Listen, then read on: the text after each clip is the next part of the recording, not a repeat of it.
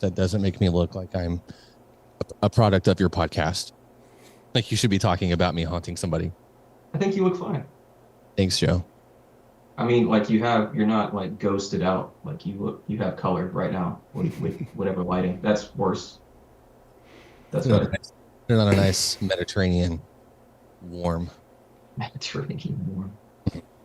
You got your fake tan going. Got my fake tan. I rubbed that oil that makes you darker, instant bronzer. All right, I think we're live. Okay. Um, so, welcome to the first FreedomCast live stream of 2024. We have a few of the founders here, and we'll have one or two more maybe joining us a little later. But in any case, I'm Mike Lewis. I'm host of the From Is to Ought podcast on the network, and roughly captain of the ship, at least maybe for another year, and then we'll turn it over to someone else. But we got a lot of exciting stuff tonight. We're going to go over some facts and figures about the podcast network, its growth, which is pretty exciting.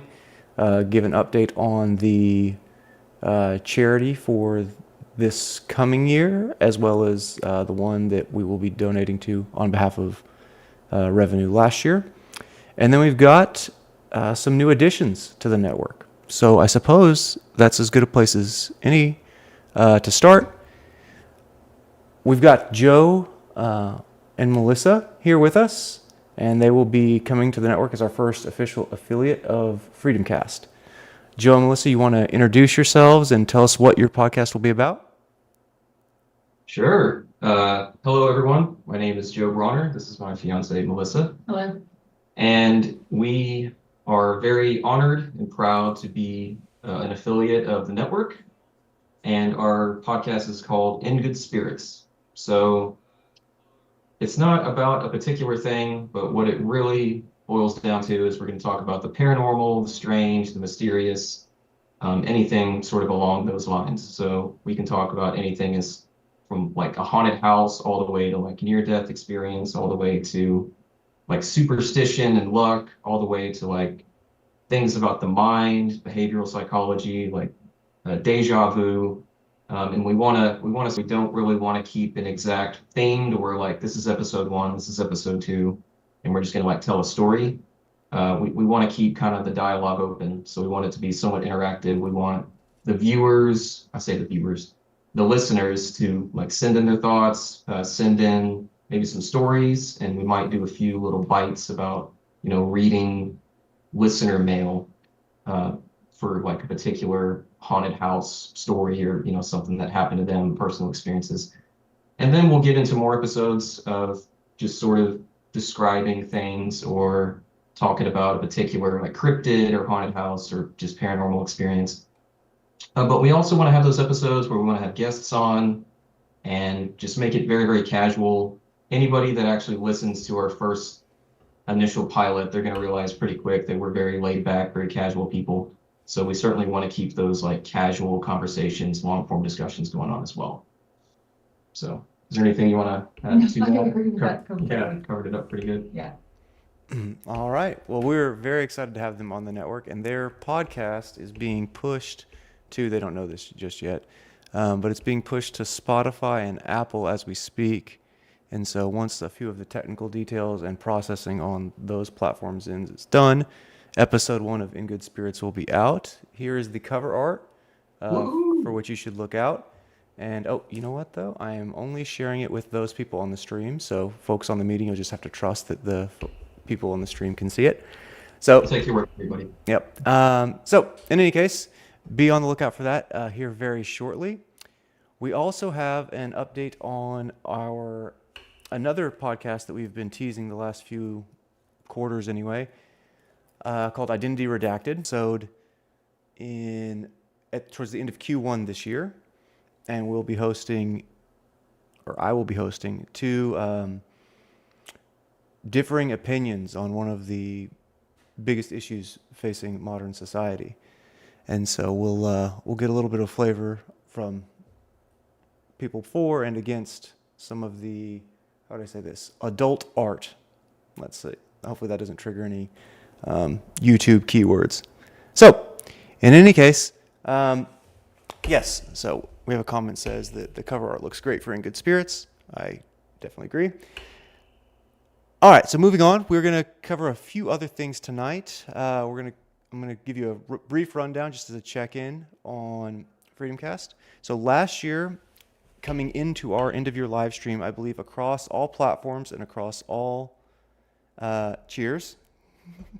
By the way, y'all are more than welcome to stay muted, or you can unmute yourself. No worries. Oh, we don't want to interrupt, buddy. Yeah. No worries. But we're happy, so we figured we would, do a little celebration. Yeah, We're happy to be here. But fair enough. Well, we're happy to have you. So last year, coming into this live stream, we were at about 978 total plays across the network, and we take some like downward adjustment of the raw total because we know that not everyone, there's some attrition across episodes, etc. Coming into tonight, we are much further than 978 total plays across all platforms. We'll break 4,000 tonight. So we've had a 4x improvement in terms of viewership or streamership over the past year, owed in large part to the fact we did 4 or 5 live streams last year. Some of our most popular episodes, either from the first year or this past year, continued to grow. We've gone from 14 episodes and live streams across the network to 39. So that's pretty exciting. And then that's not even counting In Good Spirits, which will have 40 tonight.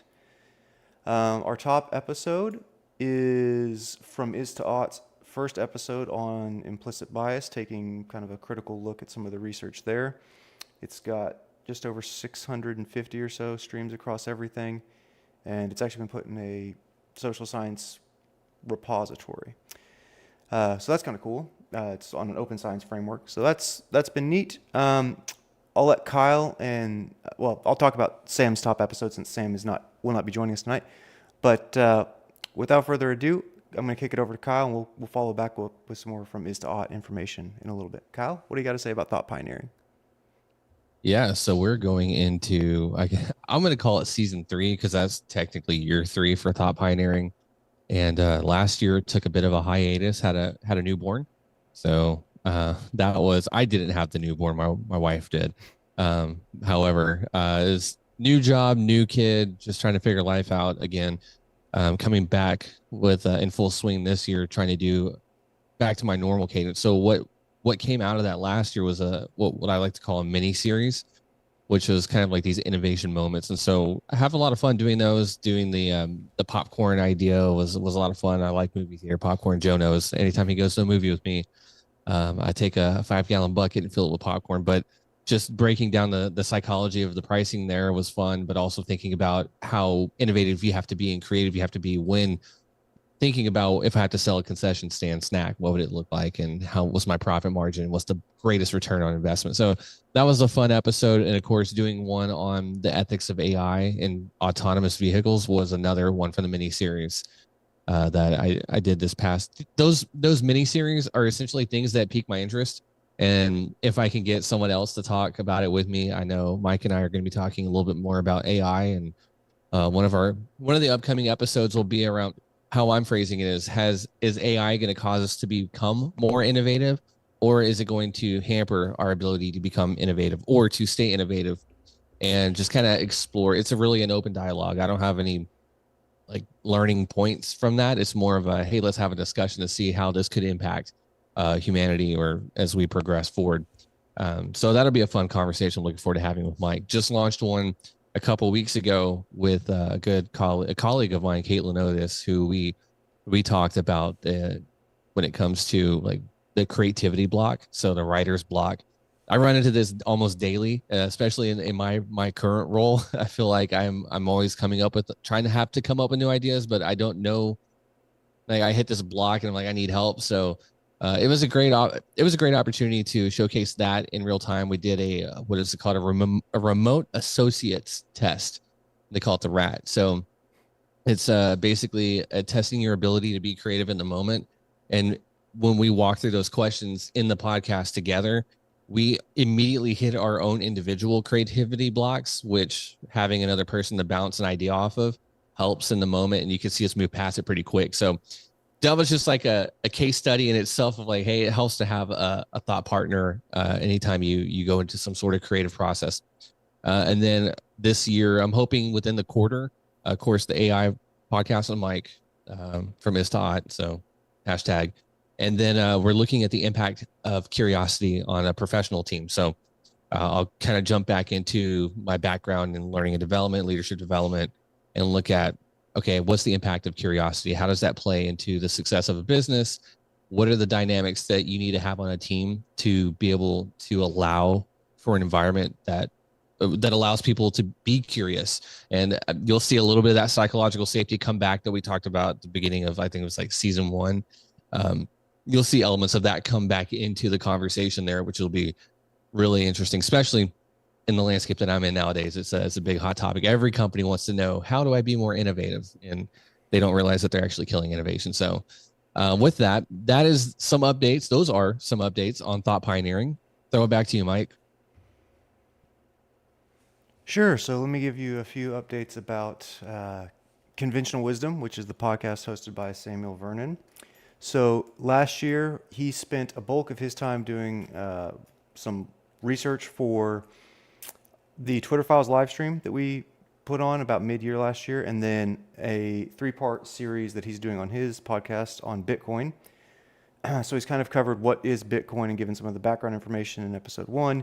He's tried to take on some of what he considers anyway some of the strongest arguments against it, and kind of explain why he doesn't believe they stand up to scrutiny in episode 2. And then in episode 3, which he'll be dropping shortly this year, he's going to it'll be his kind of capstone for this series. I suspect he's going to reveal that he really just supports Dogecoin. And we can say that because he's not here, and we'll get away with it. But he also, at the end of last year, he and I sat down with an author who published a book called Blindsight is 2020 through the Brownstone Institute, which is a kind of libertarian think tank run by, I believe it's by a gentleman named Jeffrey Tucker, who's fairly prominent. And the book was written by a woman named Gabrielle Bauer. And it takes a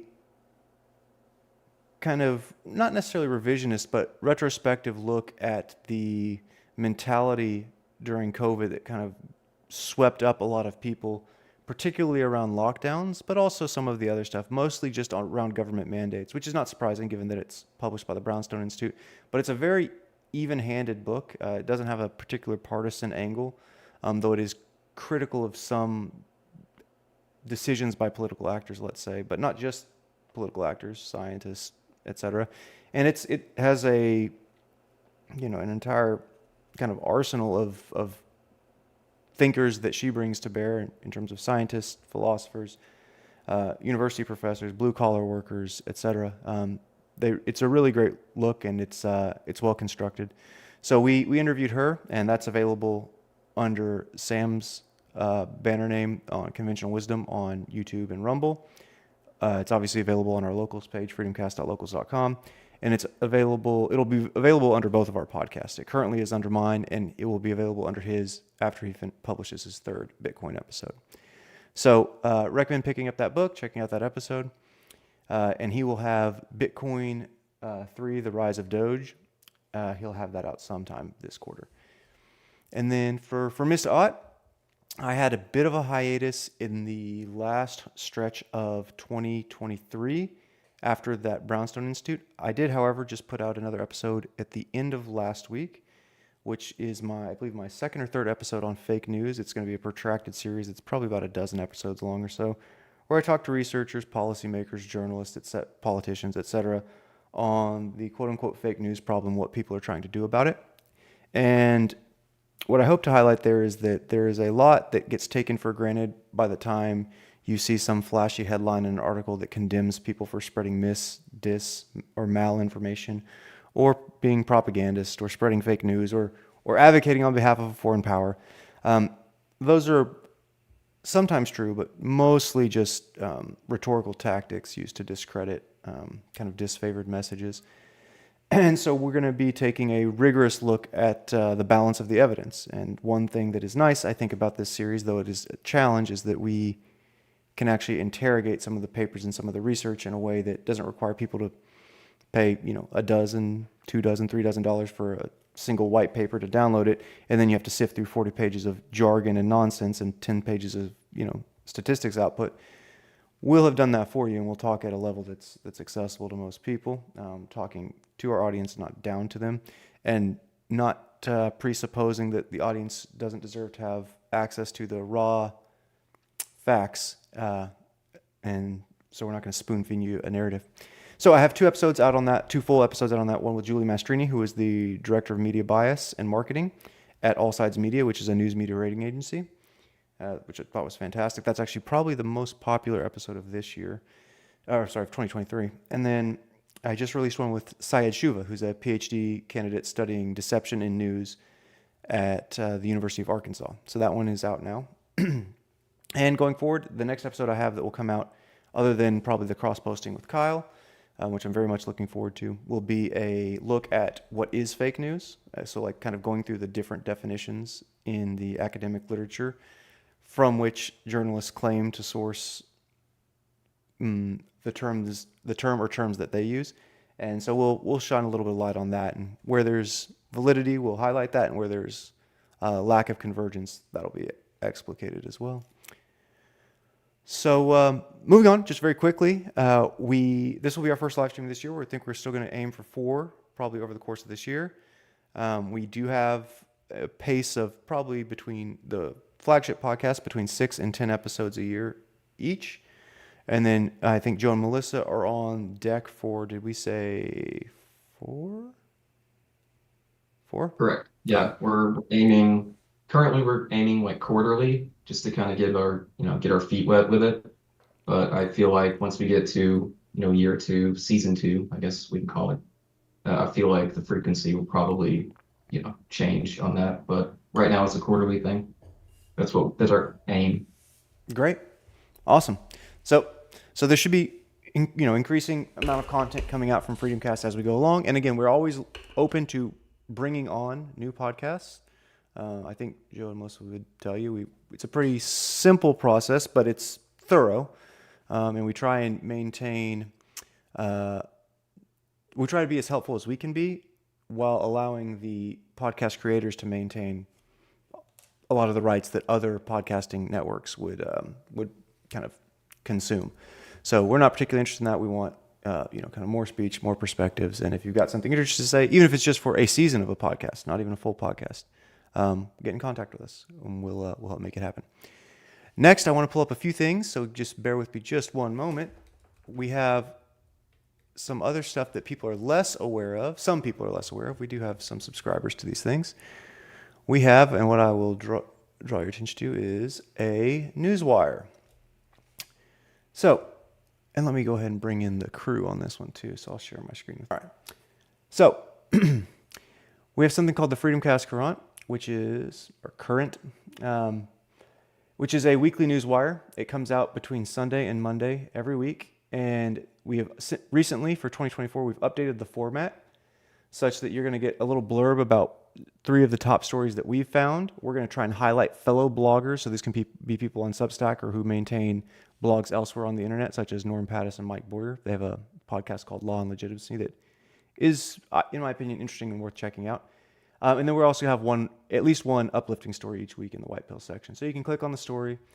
And these are just hyperlinked to the primary journalistic outlet from which we source them. And so you can go there. Occasionally we'll have court rulings, and we will have whatever article raised it to our attention if it wasn't the ruling itself. And then we'll try and link the source material there too.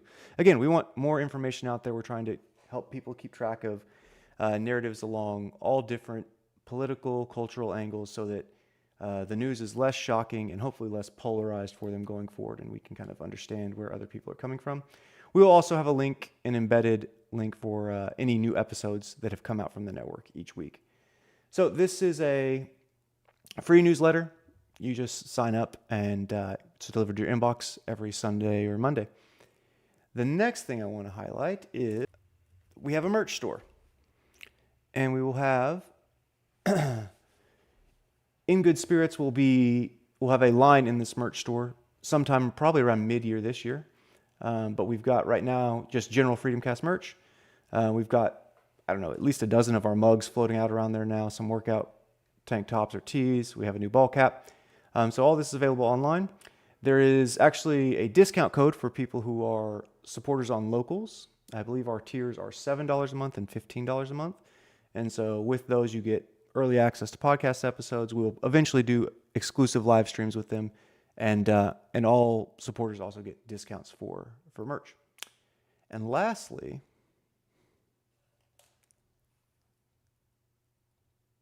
I want to bring up something we've done a few times now, and we'll continue doing this going forward. Related to the merchandise, we have Podcast Bingo. So, for this iteration, so between now and the next live stream, if you can send us bingo@freedomcast.us, an email just daubing out the 5 connect adjacent podcasts to which you've listened to at least one episode.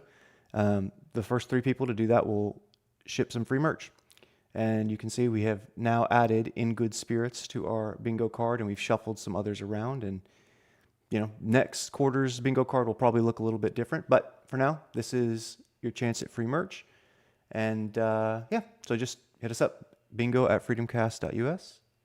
And the last thing, kind of administratively, is that we pledged 10% of net profit or 20% of revenue to charity, because this is none of our primary gigs, and it's unlikely to become that.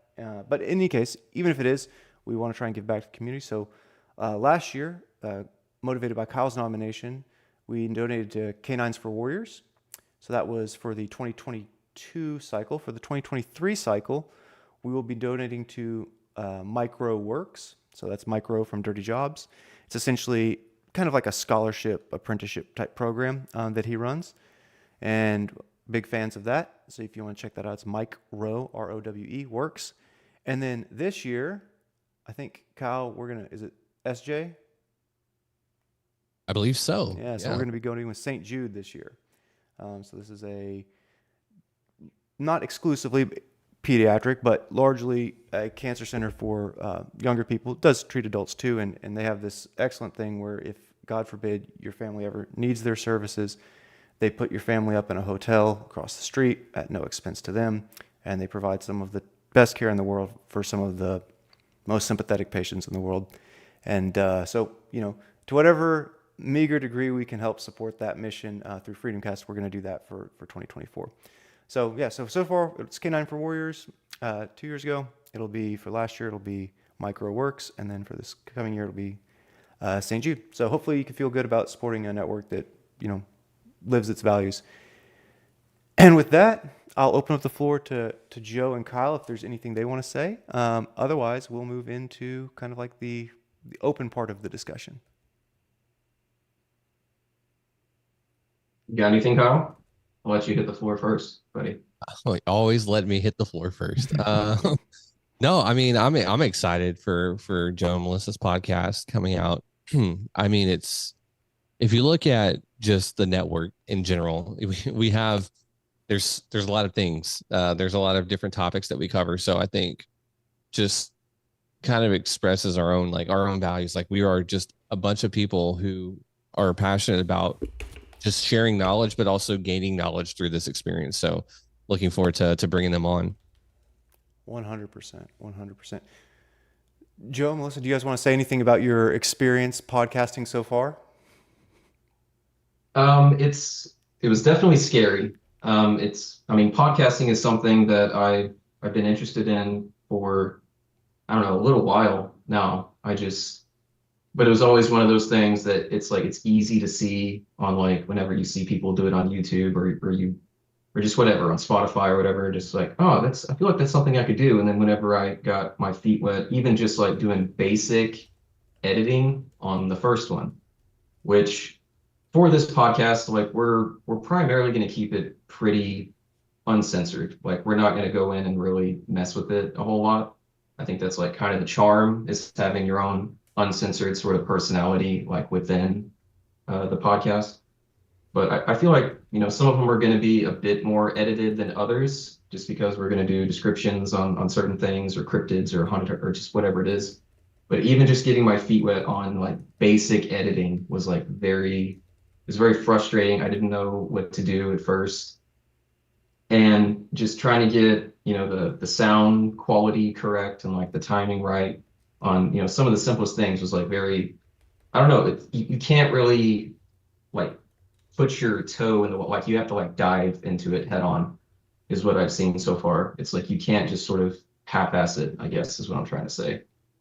You really have to kind of commit to it, even just on something as basic as putting pieces of it together that you want together. So it's been very, very intimidating, but now that we've got that first one sort of under our belt, now it's exciting. Now we're almost kind of looking forward to the suck in a way. Like if there is like a lot of editing or if it's like a longer form podcast, I think we're looking forward to like diving into it a little bit more. Because at first we were just kind of like, we have no idea what we're doing. We just, Kyle was kind enough to come over and kind of walk us through the process, and he had like the setup and everything. And obviously having that long form discussion with him for the first one made us feel a lot more comfortable, because talking into a microphone for the first time was just kind of, you feel weird. You feel very strange. But having him there and having all three of us in kind of like this triangle situation, after like the first minute of nervousness, it turned into, I think, just having a conversation with a friend and then recording it. So that made us feel a lot more comfortable, I think. So my experience with it is it's scary, but I think we're excited to dive into it pretty heavily. No, yeah, I was gonna say the exact same thing, that it's just exciting. And I don't think we plan on ever putting out another episode quite that long. If we have one, we probably would split it up into 2 parts just to make it more digestible, but it just came out that way. So we're leaving it. It is what it is, it was pretty good as it was. So, and yeah, we really appreciate Kyle, and it really kind of pushed us into that. And we talked about it, and like, I knew you thought about it before, and I think just now being here, it is exciting. Yeah, it's very exciting. I definitely agree. And the funny thing was, she kind of alluded to it, is we had an idea of what we wanted this podcast to be, but whenever we started it, like there was no script to it at all. Like we didn't have like a list of bullet points that we wanted to hit or anything. We just kind of like free formed it, and honestly, it really was. And we'll talk about this quite a bit in the pilot, you'll notice, but it really was just like kicking around ideas, and then we just sort of dived into the topics. And it's funny how whenever you just bring up things that you're interested in, how it can kind of just rabbit hole and just like continually move into, very seamlessly, it seems like, transition into other topics. And before you know it, you're talking for an hour and 20 minutes about really interesting stuff. And yeah, and it turned out to be a blast, and it turned out to be not the scary thing. Well, we talk about scary stuff, but it wasn't a scary thing to do, by the end of it. So good. Which was kind of neat, was for that conversation. It was a conversation that you would love to have around a campfire, which we kind of did around the fire. But it was a conversation that if you're out camping and you sit around at a fire and you're like, what do you talk about? Well, here's a couple of people talking about some stuff they find interesting. And I think we had in the chat, Joe, if you want to speak to this one, what is the first episode about? that is a great question. So the first episode is about anything and everything. Like I said, we really didn't have a script. We had an idea of kind of like future episode sort of thing. Like we had some, highlight points. Like we wanted to talk about like near-death experience. We wanted to talk about some of our own personal paranormal experiences that we've had ourselves, or our friends have had, or our own personal families have had. So we wanted to talk about, some key things like that.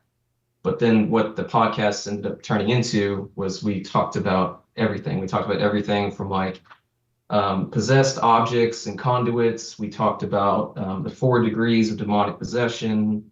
We talked about near-death experience. We talked about our own personal experiences with like loss. Just our background in general, just like basically talked about what even got us interested in it in the first place. And so, I mean, it's kind of hard to put a pin in that exactly, but just around there. Oh yeah, for sure. And obviously not all episodes are going to be that way. They're not all going to be just sort of, let's start recording and wing it. You know, like it's going to be a bit more structured. We're going to have descriptors and we're going to kind of keep it pretty narrow. But this one was just sort of wide open. And I think it talked about our interests and how it came about, and sort of, you know, my love for the paranormal, sort of how I got into it, my fascination with the mysterious, my fascination with traveling. I talk about that quite a bit. And one of my favorite shows, like, I don't know if I'm like plugging shows here. You're good. But a few of my favorite, you know, like television shows, I say television shows. What am I, 100? A few of my shows that I like to stream are shows like Destination Truth, like Expedition X and Expedition Unknown. So I'm a big lover of sort of like travel, adventure, and then you sort of couple that with the mysterious and paranormal, and it's just like a perfect whirlwind for me, to where I just think it's so cool that you can like travel around the world, and not only are you getting like a history lesson, but you get to have fun and you hear ghost stories, or you hear like the myth of the chupacabra, or, you know, just legends. So all that stuff just interested me so heavily. That's really what the, you know, the first episode, and I think future episodes are going to dive more deep into. So that was a very long-winded answer, but it really was about everything, anything and everything that interests us. And I know why I took an hour and a half. No, I'm just kidding. Exactly.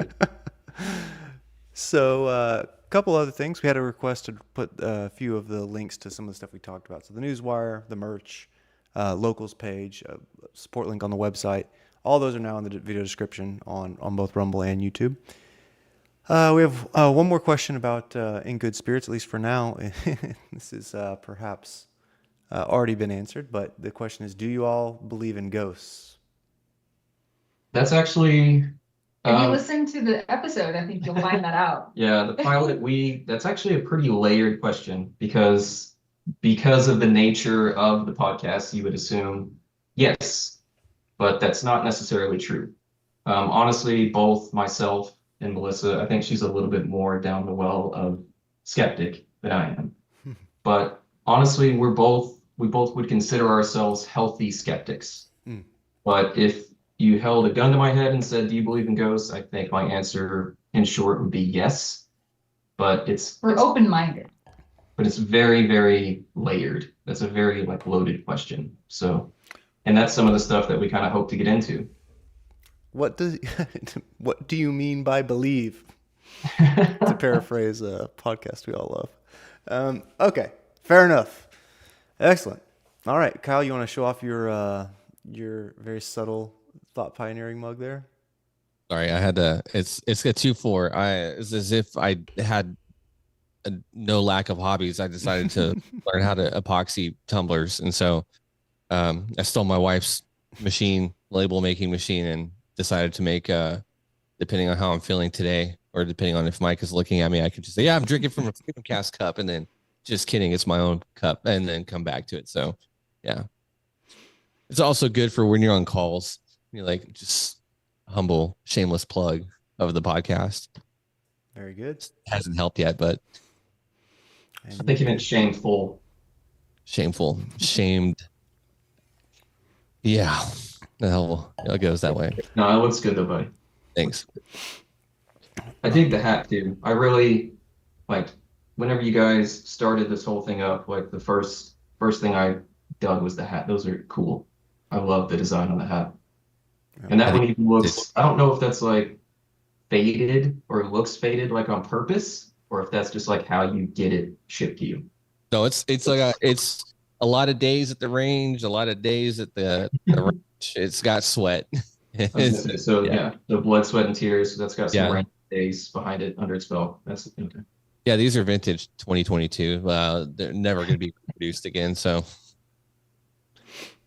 Well, very cool. Yep, those mine is over here, and it's exceptionally worn, but they don't hold up to tons of sweat. Don't worry, the ones on our website are a bit different. But yeah, these were some pretty great prototypes put together by the same guy who epoxies his own cups. So bored one night. So I was like, hey, let me do this. yeah, it came out good, man. All right. Well, with that, we've got about another, I don't know, 20 minutes or so that we can kind of shoot the breeze about current events, any funny stories, or anything else you would like to discuss. Do y'all have any? Yeah, actually, just before we fully move on, we did create an Instagram just because we do realize that a lot of the stuff that we talk about, I mean, even in the first episode, reference photos. And so if anybody's listening to anything, we have Instagram posts with our what episode number it is, as well as the title. So that way people can follow along and also see anything that we reference. And we plan on consecutively doing that with everything as well. Sure. Yeah. Do you have your handles for Instagram? And you have a TikTok as well, right? Yes. Yeah. So our handle for Instagram is InGoodSpirits6, the number. And then our TikTok is InGoodSpiritsPod. Okay. Yeah. So not to spoil alert too much, but definitely in episode 1, we have a couple of very good photos that she's already uploaded that would be definitely worth your time to view. And it'll give you a much better sense once you get to that part of the podcast. So, and we're gonna try to do that as much as we can. Actually, one other thing, since we're new and actually shamelessly plugging, one other thing that we kind of wanted to do, part of the name In Good Spirits, we didn't want to get like too far in the weeds and like make this sort of like the definition of why this podcast is named the way it is. But I think every so often we're going to try to start every episode with a new spirit. So we might pour a glass of scotch or pour a glass of whiskey, or just, something maybe we've never had before, or that's from like another region, or just something new that we're doing, just to kind of, put everybody, or put us, I guess, in the mood. Mm-hmm. So that'll be kind of a part of the podcast as well. So at the very beginning, you don't have to check your earphones or whatever. If you hear pouring, then that's going to be part of it. So awesome, very cool. Well, I suppose we'll drop the links to your socials, your handles, in the description as well. No problem there. People can find y'all. All of our socials are accessible. I think we're on 12 of them now. They're all accessible in the footer at freedomcast.us. There's a bunch of different handles, but it's mostly FreedomCast, FreedomCastUS, or FreedomCastPod. Kyle, what's been on your mind? You want me to kick off, man? Well, it's going to be nothing related to politics. I mean, that's okay. I don't know anything about politics. No, part of me, I was reading this article today. It's a little bit, actually, I was watching a YouTube video because, let me preface this, went to an air museum. And of course, when I go to air museums, see all these old warbirds, I start looking up videos, and somehow got into the U-2 planes and the U-2 spy planes. I'm like, hey, are we still using these? And to an extent, yes, I think is what I found. But one thing that really interested me was the fact that they have to fly so high. And the SR-7, if you're into airplanes like I am, then sure, you'll get it. But they tried, they got shot out of the sky one time by a Russian missile. This is years ago, and we had to say, hey, you know what? Maybe we shouldn't use these planes because now we're vulnerable. So then they came out with the SR-71 Blackbirds, flew a lot faster than the missiles can get them. But then they started going back to U-2 spy planes. They're flying so high, 70,000, 80,000 feet up. But what they can do is they can fly along the country's border and take really good high resolution. I think, and Joe and I know this because we studied resolution when it came to mapping and remote sensing, but 20 centimeters is the resolution. So you can pick out people on the ground. You can pick out buildings. So they would go fly the border of a country, look into the other country, go deep into that country with this lens or the sensor, be able to pull up some cool images. Well, what they found is that we have so much, what that is, creates so much imagery that you could not have a human analyze all the images. So they started employing was it AI, the use of artificial intelligence, to go through and start classifying items as like cars, people, buildings, to come up with targets. So as it dawned on me, I was like, wow, how, going back to that conversation, I know I want to have a mic later, how can AI augment our ability to either speed things up, be more efficient, be more creative? So I'll throw it there. Like, what are some of the things that you see AI being used, I guess, a little bit more in the current landscape that you would never have thought of? Joe, Melissa, you want to take it, or you want me to take it first? Yeah, you take that one first. I have a story in mind, but I'd like Sure. to get your take first. Yeah, so I think AI is probably somewhat overused. I mean, it's got technical history and all that kind of stuff, just like machine learning or data science.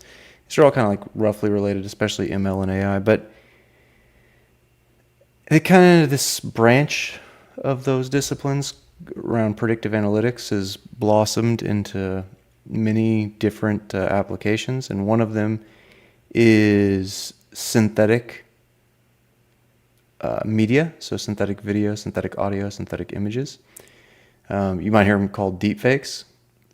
And that kind of stuff is, I mean, obviously ChatGPT and all that kind of stuff. We actually did one of our last live streams. I think it was the most recent one.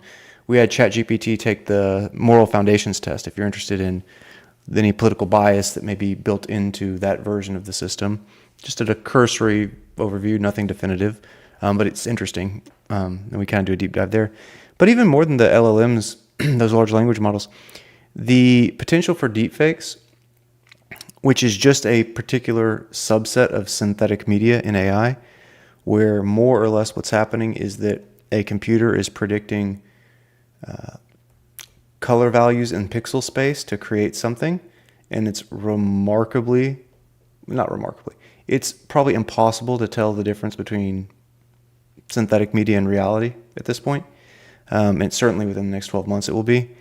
And so that is wild. I think that's probably the craziest thing I see AI being used for right now. There's a lot of AI applications for defense.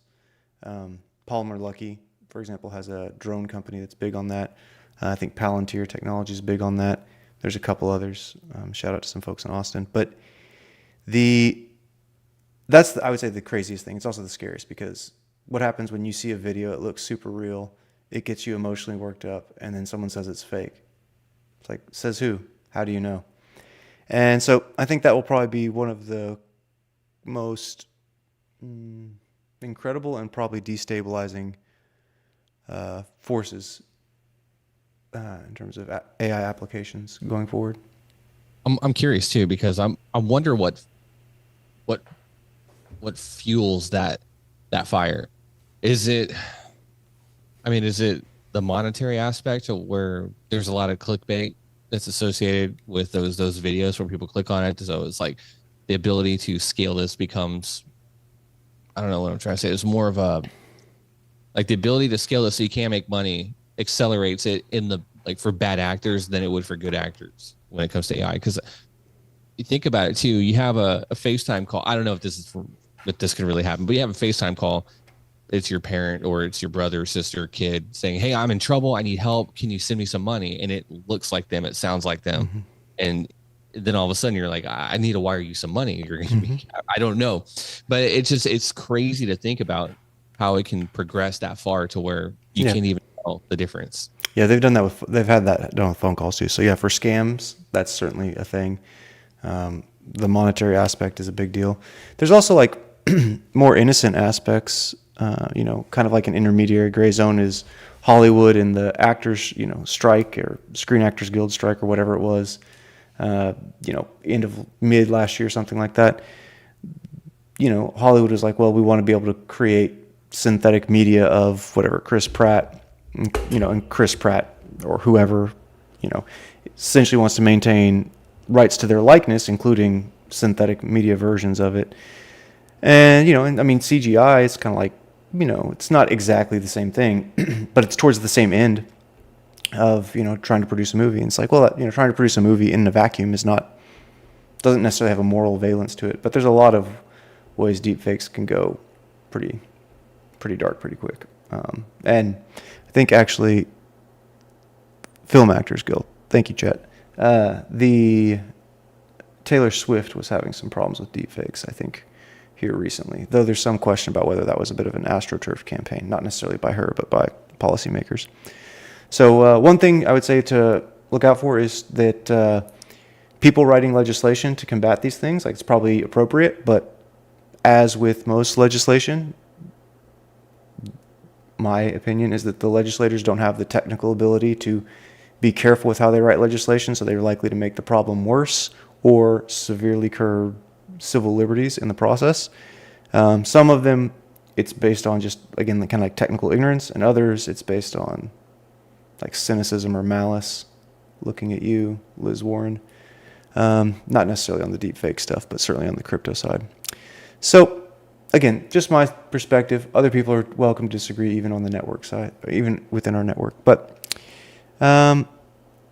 we did have a question. Maybe this can kind of like dovetail with where you were going, Kyle, too, which is, what is your favorite cultural topic that you've been into recently, or that's been going on in recent history? So, favorite kind of cultural phenomenon or topic.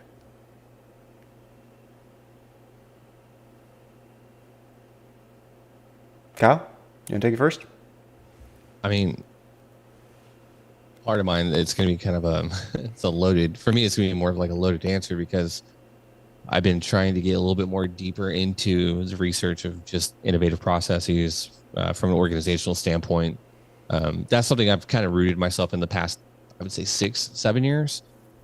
Just there's a lot I don't know when it comes to how organizations can fuel innovation. There's also a lot that I have that I have researched that, I learned it 4 or 5 years ago, and it's now irrelevant. So it's just one of those, I guess, that industry, you're just industry wide. Like, how do you implement innovation at an organization? Well, let's just say an organization of 1,000 or more employees is kind of one of the things that I tend to go and just stay on top of, like, business trends as well. Joe, do you have something? Yeah, well, on that, I just sort of had a question for him. So when it comes to like innovation, so obviously COVID accelerated sort of the remote work. Like, we had sort of the remote work kind of going on, I would say, during that or before that. But I think it kind of showed the world that industries can still thrive while working remote, where you don't have to go into an office 5 days a week. So my question, I guess, to you, Kyle, do you think that more hybrid work and more remote work, do you think that that's throttled innovation? Do you think that it's hindered it? Do you think that it's excelled in it? Do you think it makes it better? Is there any difference? Do you think this is the question? The world, if I understand, is the question you're asking, do you think remote work has fueled or throttled innovation? Yeah, I do, to an extent. I mean, you look at any kind of wartime. I'll liken it to a wartime effort. Any kind of wartime effort, there tends to be a lot of innovative ideas, a lot of innovation that comes out of it. Sometimes, again, when I break down innovation, it's coming up with an idea that creates value. So again, it has to create value for the end user. You look at World War II, big jump in innovation when it came to technology, aircraft. I mean, it was a race. And then you look at the 60s, they got the space race. And so I think COVID, it kind of was that scenario crisis is the cradle for innovation. It showed us that we can still remain productive working remotely to various extents. I mean, you can't like, think about vets. You can't give a dog a shot working. I guess you could show up at the house. You can give a dog a rabies shot, go to the house, but you can't wash cars remotely. You can't, there's those certain specific industries. You can't wait tables remotely. To an extent. So I do think it did force us to break the mold. Now, in terms of innovation, I think it forced us to come up with processes that weren't meant to be done remotely. We had to figure out that process. So transactional processes like Xeroxing, I'm going to use that word, shows my age too, Xeroxing a document and then running it upstairs to the finance department or whatever. Yeah, I know we could email it, but let's just break that down. So there might have been those more manual processes that now had to become virtual, and we didn't have a framework for that to happen. And so I'm telling you, it did happen for a lot of organizations. Some of these more, mature organizations, they have those processes built in. But some of your mom and pop shops that don't have the resources to do that, they had to do a lot more with a lot less in a short amount of time. So I think it fueled innovation from the sense of how to work differently, given the constraints. Cool. And also, I kind of wanted to double back. I know that we kind of already jumped off of it now, but my take on AI before YouTube bummed everybody out.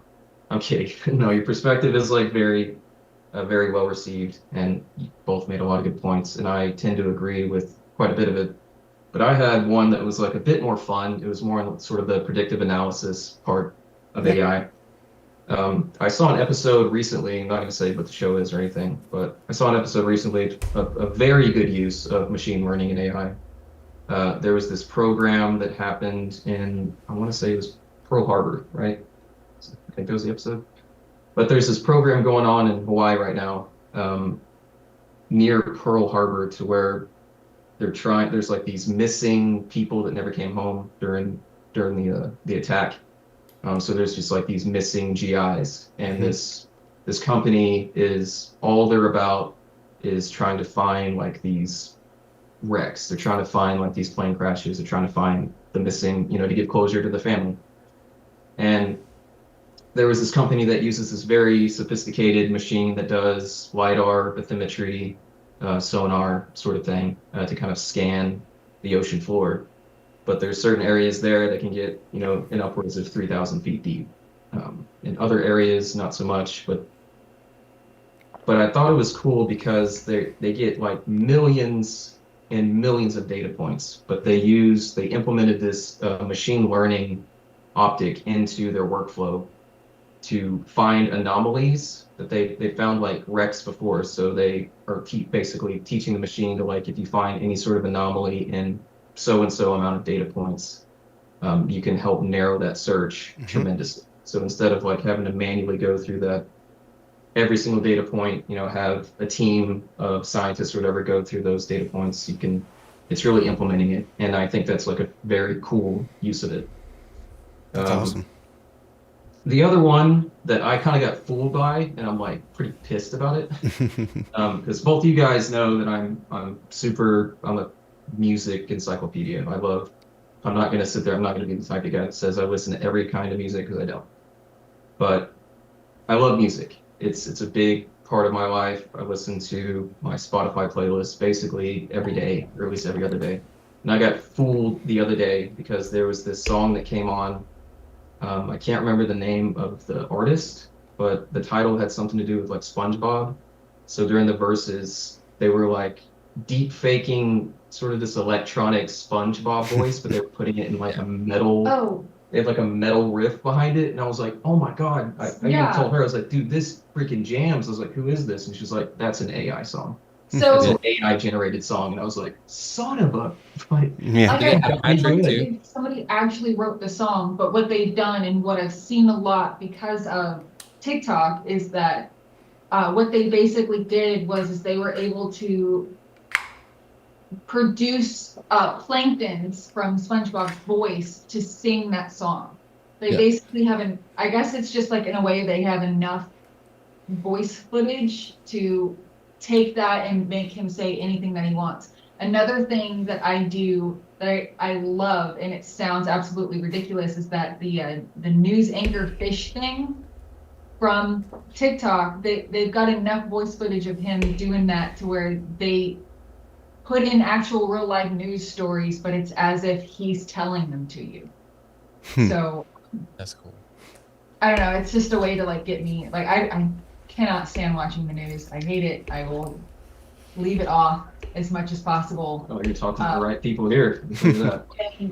But that is like a way for me to actually want to take in a little bit of information.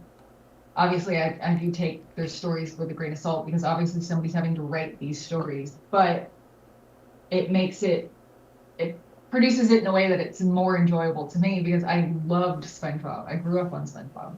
Yeah, and the last part of it, I was trying to hit on. I forgot some of what you're saying, but I was trying to like keep up with it. But I remember you were talking about the issues with like selling your likeness or the Mhm. lack of selling your likeness. I think a good part of that would be not a good necessarily, but I think Bruce Willis is one of them. I don't know the ins and Mhm. outs of what he did or why he did it, or if it's like crappy or whatever. But I would love for, if we ever have children or whatever, like people in the future, I want them to be able to experience the Bruce Willis that I grew up with. So the fact that he kind of sold his likeness to where they can create maybe this super sophisticated generated Bruce Willis in an upcoming film, action film, like I don't know, like I would tune into that. Yeah. So so I think there's like good parts of it too. So I wanted to bring some of those to light, even though I feel silly doing it now after hearing all the great points, very great and valid points that you guys brought up earlier. No, no, Well, no. like It's a tool. that kind of well, that goes back into like the episode I'm hoping to have with Mike is it's like it can augment, create, it can actually, I don't know, I'm gonna give too much away, but my personal take on it is like it's kind of like a blessing and a curse, but being like I have this great power, what do I do with this? It has the ability to help, I think, humans become creative in different ways. It's a tool. It's a tool for me. I see it as a tool.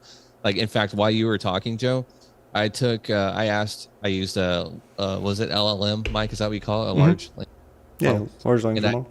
yeah, so I asked it to write a podcast relating to innovation using your favorite bands, only using your favorite band's lyrics, or then tying song titles to innovation, and it just spit out like 10 episodes.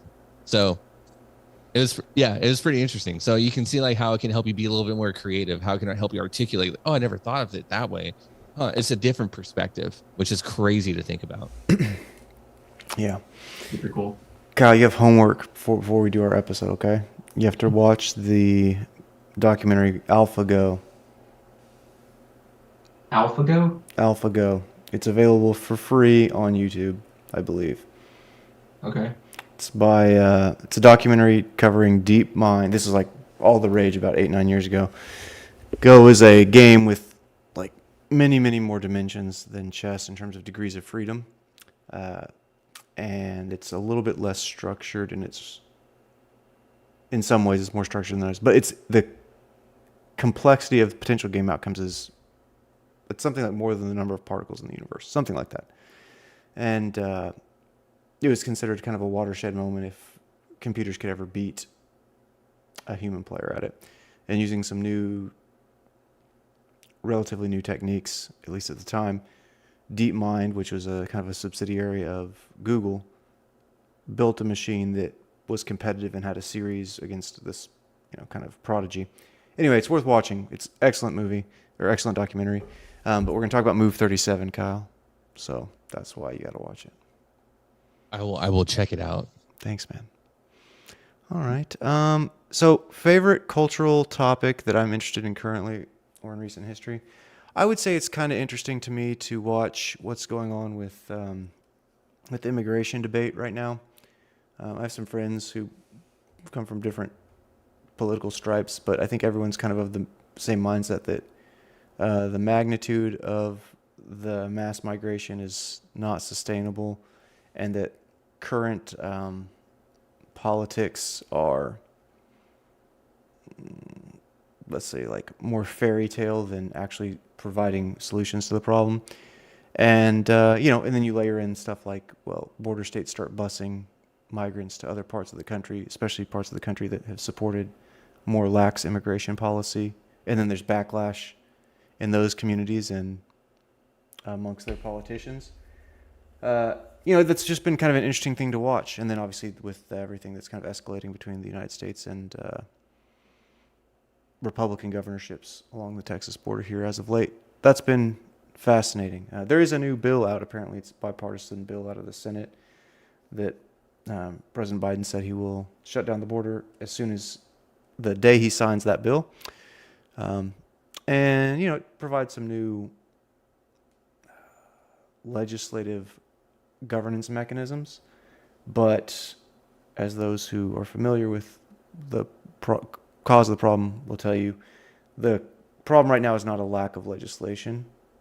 For the immediate problem is not a lack of legislation. It's a matter of lack of regulatory will. We have laws on the books that could be avoiding most of the tragedy that is the current border situation. But you can't force a federal government to enforce those laws. So that's been what's been kind of piquing my interest, just watching the different regimes this conflict has taken across different states, between states and the federal government, internationally as well. I believe that it's pretty well established, though there's some reading into this, that the liquid natural gas ports that Biden just shut down, I think mostly in Louisiana, but maybe in Texas, or that he put on pause, are kind of a way to retaliate against conservative states. It's just a very bad thing to do when Europe has been shut off from its main supplier of gas, and it's going to get cold. So, yeah, that would be my answer, but I don't know. We have another question. How can humans maintain their ability to learn how to solve complex problems if they give that job over to AI? Oh, I'll take this one really quickly. Yeah. First, anyway. So I teach some classes on analytics, and we've had to kind of adjust how we frame and enforce our academic integrity policy in light of LLMs. And I tell the students that I teach all the time, like, if all I needed to do for your job was to ask an LLM what to do next, then I'm not going to pay you. And these are typically like fairly well-paying jobs. So, and you're spending a lot of time in school to get these, to get access to this technical material and these learning opportunities. So, rather than just learn how to be a good prompt engineer, as they say, you might want to learn how to build a foundation of skills that from which you can then operate in the less constrained, more degrees of freedom space that is not always available to LLMs, especially LLMs that are trained on a general corpus like ChatGPT. Kyle, Melissa, Joe, y'all have any thoughts on how humans can maintain their edge to solve complex problems? Yeah, mine's going to come from more like the human element. AI, like, yeah, great. It can talk to you. You can have it read you the news.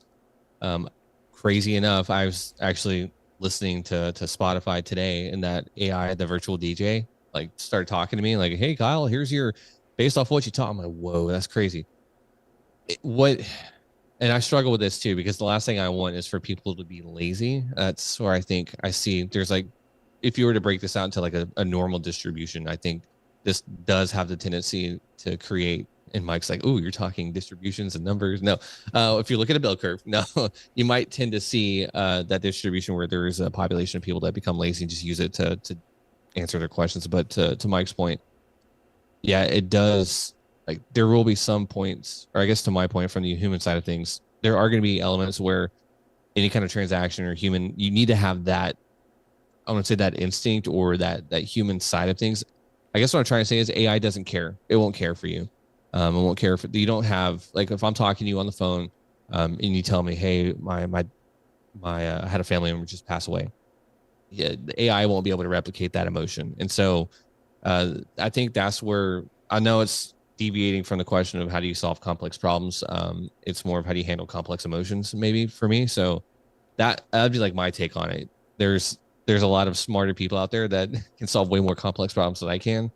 But when it comes to understanding, so in my world as a consultant, having to ask the hard questions, having to understand, it's kind of hard to get an AI model to understand the ins and outs of a business quickly. In my experience, it's not there yet. Yeah, my answer is kind of like in the same vein of, sort of the human element, because you're always going to have, well, not always going to have, I'm sure it's going to get smarter and smarter, but AI always is going to have constraints. So the AI can only be as good as the constraints allow. So you're always going to have that human element to where you're virtuous. So you can do the right thing, and that might not necessarily be along the guidelines. That might not necessarily be along the constraints. So a human is going to have that characteristic to where yes, this is going against like company policy or blah, blah, blah, blah, but I'm looking out for so-and-so if they're in a bad way or whatever. And I think that the human element is always going to be always that heart element is always going to be able to go outside of the guidelines. And I think that's how you're going to be able to solve complex problems because I think it can get there quicker in some regards. In some regards, it can't. If you have a machine, the machine is going to get slowly better and better and better, but you're giving it a task within constraints, and it can only get better and better and better with those constraints. And I think a person can basically jump 10 levels if he wanted to, being virtuous or knowing right from wrong kind of thing. And just knowing that this is sort of the direction that it's going instead of like staying within these constraints, you can go in a different direction and sort of bypass all of those. So AI I think is going to be great, and the supercomputer is going to win eventually, but it's never virtuous. I kind of alluded to that too in one of my recent episodes, the AI ethics on autonomous vehicles, where if you're given, let's say, the brain of the vehicle is given a moral dilemma, you have a passenger. It's the trolley car scenario, the modern day trolley car scenario, where you have a passenger or a car full of passengers, and a car weaves into the lane, your lane, causing you on a head-on collision. Now the AI, the brain behind all that has to think: do I get out of this car's path and into oncoming traffic, potentially like posing danger for the people in my car, or do I go swerve into, like, I don't know, the sidewalk where there's less danger, but it's also a bike lane? And so it's one of those things of, do I sacrifice the many for the few, or do I go the other way? And so it's being able to make those complex decisions, and it's not going to get, just like humans, we don't get it right, but we have that. I always go back to that, pilots, oh, you can't ever have that human reaction.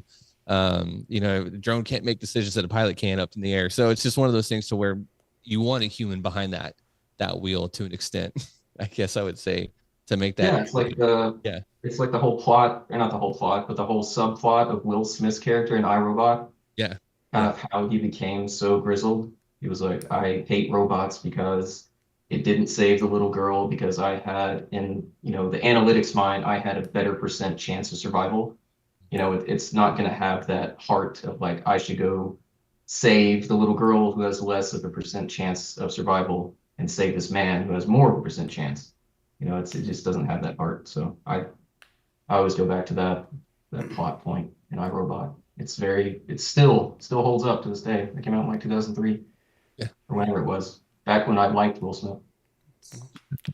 Isaac Asimov wrote the book many decades ago. I've got a tome of his on loan from a friend at a cigar shop right now. And so it seems like y'all are talking about a few things like discretion, like how much discretion does AI have? Because the way it's making a decision is calculating some probability score and it subjecting that to some cutoff and any other constraints that you impose on it. So if you want it to behave in a way this is going to sound crass, but I just mean this in like from a technical modeling perspective. If you want it to behave inefficiently, meaning make a decision that it doesn't think is optimal, you have to do one of two things. You have to give it a rule that's similar enough to the situation that you want it to make the inefficient decision in, and say, when you face this, do this other thing.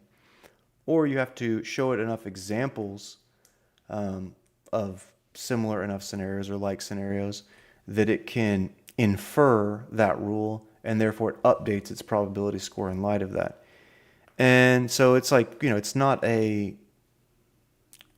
would be some philosophers who probably have something else to say, but I would just say it's like, it doesn't have agency or free will like people do. So therefore, these kind of like deviations from the prescription that you're talking about, Joe, don't really enter the equation, literally. And the other thing is you can't, I'd highlight something that Thomas Sowell is made famous, but he's not the only one who's observed this, which is that there's no solution, there's only trade-offs. And so for any decision, It's like, okay, you're making this decision subject to your information at the time and with at least some knowledge that there will be consequences that maybe are even undesirable in some way. There's a book called Life After Google that I'm working through right now by George Gilder, and he talks about the kind of Silicon Valley mindset, especially of like the 90s and aughts, around the AI culture and big data culture. And he does a nice job bringing in some of the philosophy and logic, and I mean literally like the technical field of logic and math, like Kurt Gödel, to talk about why AI will never, at least as we think about it in an absolute sense, it will never reach artificial general intelligence. That doesn't mean it can't be smarter than us. And to your point about it having limitations, Joe, the thing about AI that's made it so powerful is that it overcomes a lot of human limitations. It has its own, as you mentioned, which is fair enough. But its limitations, or the limitations it overcomes for people, are things like working memory, the ability to perform computational complexity and very high degrees of abstraction. Now, the things that humans have that kind of buttress against that is we have systems that perform better in some ways and worse in some ways. But in terms of energy efficiency to do these calculations, humans are way more energy efficient. We don't know how to have computers do things, on 2,000 calories a day, right? It's taking many racks of computers to churn out some of these complicated calculations. So it's all very interesting. People should read their philosophy probably, or their theology. I think that, ironically, like, there's not going to be a technical solution to this. It's going to be like a first principle solution to the challenges of AI, in my opinion. Very well put, sir. Thank you, man. All right. Well, do you guys we've been going for about an hour 15 here. Got about another 5 minutes if you want to keep going. Is there anything else y'all want to discuss, or anyone in the chat wants to bring up? Anything you had in mind? It's just begging to get out. All right. No, I mean, I keep harping on it and saying it, but unless there's another question in the chat, I just wanted to thank you guys. We're definitely very humbled, honored, and excited to kind of be a part of the network. We know that the subject material strays from the path a little bit, but no, we're very excited to be on, and yeah, that's just, I can't say that enough. We're just we're humbled and honored, man. We're thrilled to have you, and if other people are interested, get in touch with us. Go to our page, our website, freedomcast.us. Navigate the bar at the top. You can write to us about our affiliate podcast program. We're thrilled to have Joe and Melissa on as the first ones. And let me go ahead and throw this up on screen so that we can do the reveal right now. So I can just ruin it. You're good. So you can now listen to In Good Spirits on Spotify, and shortly probably on Apple. I have to update a few things on the back end, but listen to it, rate it 5 stars or leave it alone, and share it with folks. And I hope you enjoy. We have a question about 2024 predictions. I suspect we'll need more than 5 minutes for that one. So we'll save that to Q2. Plus, that way we save ourselves 3 months of potentially being wrong, and we can make much more resolute predictions then. But go listen, subscribe to In Good Spirits. Leave them and any other FreedomCast podcast that you fancy 5 stars and a positive review. They're available on Amazon, Spotify, Apple Podcasts, Google Podcasts, at least until mid-year, because they get rid of it in April or May. Google's shutting it down. They'll always be available on YouTube, on Rumble, on Locals, ahead on Locals, usually freedomcast.locals.com. And if you have anything else, if you want a chance for free merch, go to email us at bingo@freedomcast.us with your bingo card dobbed out. I'll throw that up on the screen one more time just so that people can have it and they can pause it if they need. And we don't even make you pay for shipping, so it's a pretty good deal. Kyle, anything else? Is the Super Tumbler a possibility of that free merch? that Kyle himself designed over here. I will let Kyle decide that. Yeah, this is a founder's item. It's a trophy. You got to be here for 3 years. Perhaps Or we'll if you do hang out one that. afternoon and bring a cup, we can spray paint it.